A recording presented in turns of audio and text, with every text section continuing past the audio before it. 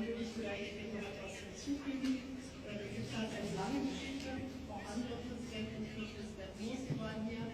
Und auch da haben wir schon kritische Anmerkungen gemacht. Es ist also nicht so, dass wir immer selber waren, hinten auch Präsident Mubarak. Auch da haben wir über Gespräche gesprochen. Und ich glaube, die vielen Demonstrierenden in den vergangenen Jahren, 30 Millionen, die auf die Straße gegangen sind, haben ja auch gezeigt, dass dieses Land durchaus aus seiner eigenen Identität finden möchte.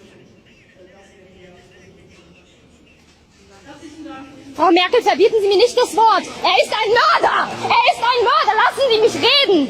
Er ist ein Mörder! Lassen Sie mich reden! Normal! Lassen Sie mich reden! Er ist ein Mörder! Ein Mörder! Frau Merkel! Frau Merkel, helfen Sie mir! Er ist ein Mörder! Er ist ein Nazi! Er ist ein Faschist! Er ist ein Faschist! Meine Tasche ist da! Meine Tasche ist da! Jaskot, Hockmel, Askar! Jaskot, Hockmel, Askar! Jaskot, Hockmel, Askar!